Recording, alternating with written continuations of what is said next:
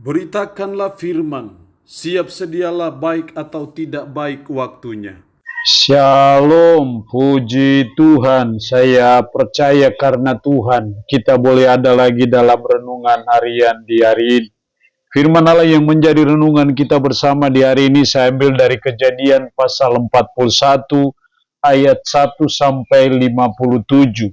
Secara khusus saya akan baca ayatnya yang ke-39 sampai 41.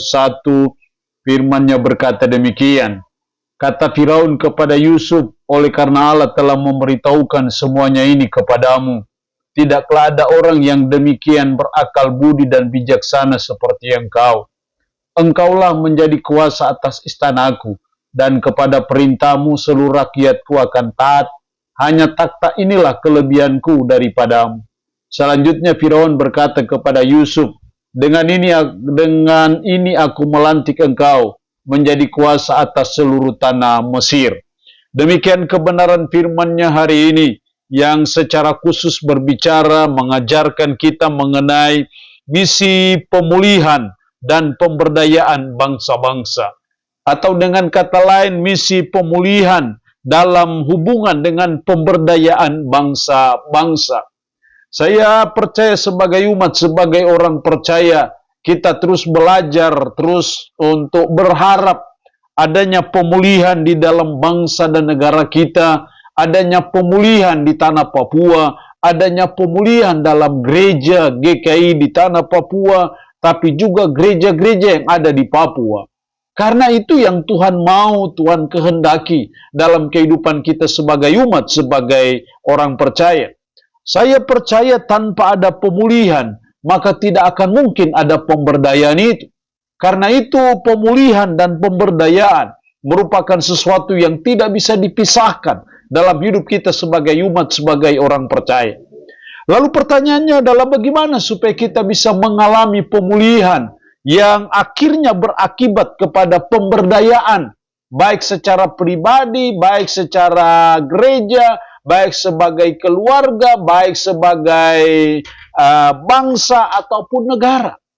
Ada 3 hal penting yang saya coba amati dalam Nats Kejadian 41 ayat 1 sampai 57 ini. Yang pertama dalam ayatnya yang ke-16, firman-Nya berkata demikian.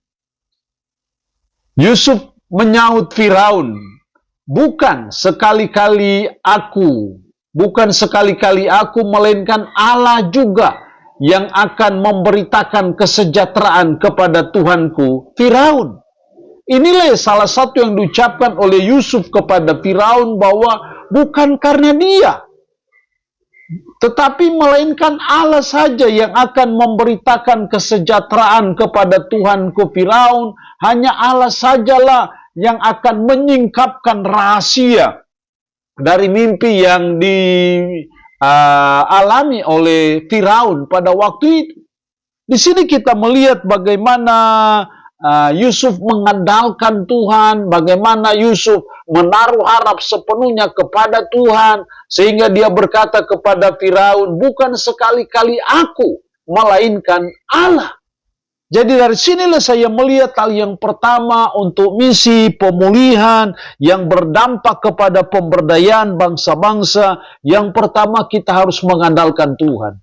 Tuhanlah yang menjadi andalan kita, Tuhanlah yang menjadi pegangan sandaran hidup kita.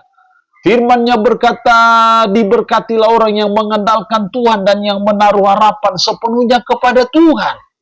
Jadi supaya kita mengalami pemulihan yang berakibat pada pemberdayaan itu, maka mari kita menjadikan Tuhan sebagai andalan kita. Bukan kekuatan kita, bukan kepintaran kita menjadi andalan kita, bukan juga otsus yang menjadi andalan kita, tetapi hanya Tuhan saja, pencipta alam semesta di dalam Yesus Kristus, yang menjadi andalan kita. Yang kedua, dalam hubungan dengan mengalami pemulihan yang berakibat berdampak kepada pemberdayaan bangsa-bangsa. Dalam ayatnya yang ke-32, sampai 2 kali mimpi itu diulangi bagi Tuhanku Firaun. Berarti hal itu telah ditetapkan oleh Allah dan Allah akan segera melakukannya. Hal itu telah ditetapkan oleh Allah. Artinya bahwa itu pasti akan terjadi.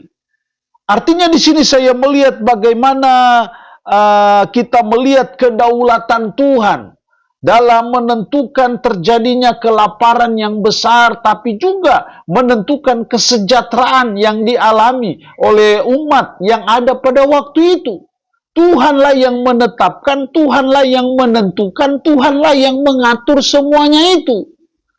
Artinya bahwa untuk pemulihan, mengalami pemulihan yang berakibat kepada pemberdayaan bangsa-bangsa, yang kedua kita dituntut untuk percaya, menyadari akan kedaulatan Tuhan. Kita percaya akan kedaulatan Tuhan, bahwa Tuhan berdaulat untuk mendatangkan kelaparan, tapi juga Tuhan berdaulat untuk mendatangkan kesejahteraan.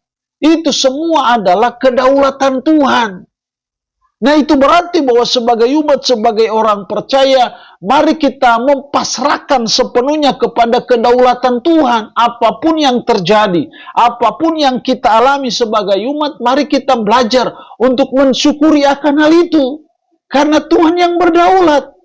Sehingga ketika kita mengalami kelaparan, mengalami pergumulan, mengalami persoalan, mengalami kesulitan, mengalami tantangan, mengalami apapun juga, kita percaya bahwa ini semua adalah kedaulatan Tuhan.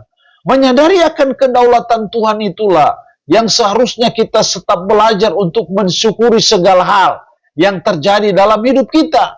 Jadi jangan bersungut-sungut. Karena bersungut-sungut itu adalah bagian dari kita sedang mengkudeta Tuhan. Tapi sebaliknya kita belajar untuk apapun musim terjadi dalam hidup kita, kita belajar selalu menaikkan syukur kita kepada Tuhan, karena Tuhan berdaulat atas segala hal dalam hidup kita. Tuhan berdaulat atas segala hal dalam bangsa dan negara kita. Tuhan berdaulat dalam segala hal bagi kita umat Tuhan di tanah Papua. Itu semua ada pada kedaulatan Tuhan. Jadi apapun yang terjadi, apapun yang kita alami, lebih baik kita mensyukuri itu semuanya, karena Tuhan yang menetapkan segala sesuatu. Yang ketiga, untuk kita mengalami pemulihan yang berdampak pada pemberdayaan, ayatnya yang ke 39 sampai 41. Dalam ayat 39 sampai 41 firman Allah berkata seperti ini. Kata Firaun kepada Yusuf, oleh karena Allah telah memberitahukan semuanya ini kepadamu, tidaklah ada orang yang demikian berakal budi dan bijaksana seperti engkau. Engkaulah menjadi kuasa atas istanaku, dan kepada perintahmu seluruh rakyatku akan taat. Hanya takhta inilah kelebihanku daripadamu. Selanjutnya Firaun berkata kepada Yusuf, dengan ini aku melantik engkau menjadi kuasa atas seluruh tanah Mesir. Itu yang dialami oleh Yusuf ketika dia bisa menafsirkan mimpi Firaun, dan akhirnya dia diangkat menjadi orang kedua di Mesir pada waktu itu. Kita melihat bagaimana Yusuf diangkat menjadi orang kedua di Mesir. Kita melihat itu sudah pada masa enaknya yang dialami oleh Yusuf, tapi kita tidak tahu bagaimana proses Tuhan untuk membawa dia sampai dia menjadi orang kedua di Mesir. Bagaimana dia dimasukkan ke dalam sumur tua dengan harapan supaya dia mati berlahan-lahan oleh kakak-kakak kandungnya sendiri. Tapi karena dia tidak mati-mati, akhirnya dijual kepada para kafilah Firaun. Dan ketika bekerja di istana Firaun, dikhianati oleh istri Potifar. Dan akhirnya dia dimasukkan ke penjara dalam ketidakadilan. Tapi Anda tahu, di penjaralah dia bisa menafsirkan mimpi Firaun, dan akhirnya dia diangkat menjadi orang kedua di Mesir. Di sini kita melihat bagaimana Tuhan mengubah sengsara itu membawa nikmat. Bagaimana Tuhan mengubah penderitaan yang dialami oleh Yusuf menjadi kesukaan bagi dirinya ketika diangkat menjadi orang kedua di Mesir. Disinilah saya melihat hal yang ketiga dalam hubungan dengan pemulihan, dalam pemberdayaan bangsa-bangsa. Kita harus percaya bahwa Tuhan bisa mengubah sengsara menjadi nikmat. Kita harus meyakini itu, bahwa sengsara apapun, penderitaan apapun, kesulitan apapun, Tuhan bisa mengubah itu menjadi berkat. Tuhan bisa mengubah itu untuk sesuatu yang baik. Tuhan bisa mengubah itu menjadi sesuatu yang sangat menyenangkan. Jadi jangan berkeluh kesah ketika kita ada dalam mengalami ketidakadilan. Karena sekalipun Yusuf mengalami ketidakadilan, itu ada dalam rancangan Tuhan, ada dalam rencana Tuhan. Jadi sekalipun kita mengalami suatu penderitaan mengalami sengsara kita harus percaya bahwa Tuhan bisa mengubah sengsara saya menjadi nikmat. Tuhan bisa mengubah pergumulan saya, persoalan saya, kesulitan saya untuk menjadi sesuatu yang baik. Ini yang harus kita punyai dalam hidup kita, supaya kita mengalami pemulihan yang akhirnya berdampak kepada pemberdayaan bangsa-bangsa. Allah yang punya firman ini memberkati kita dengan firman-Nya di hari ini. Amin. Mari kita berdoa. Puji syukur untuk kebenaran firman-Mu hari ini, yang mengajar dan menasihati kami misi pemulihan dan pemberdayaan bangsa-bangsa. Tuhan, tolong kami supaya kami mengandalkan Tuhan. Tolong kami supaya kami menyadari akan kedaulatan Tuhan. Dan tolong kami supaya kami percaya bahwa Tuhan bisa mengubah sengsara menjadi nikmat. Roh yang kudus tanamkan dan meteraikan firman dalam hati dan pikiran kami, dan sanggupkan kami untuk bisa memberlakukannya dalam hidup kami sehari-hari. Yang memohon berkat bagi umat-Mu yang mendengarkan renungan harian di hari ini. Yang sakit tambah berdoa dalam nama Yesus. Tuhan lawat, Tuhan jamah, Tuhan sembuhkan dari sakit penyakit yang diderita. Terpuji-pujilah nama-Mu, dalam nama Tuhan Yesus Kristus kami berdoa. Amin. Shalom. Tuhan Yesus memberkati kita dengan firman-Nya di hari ini.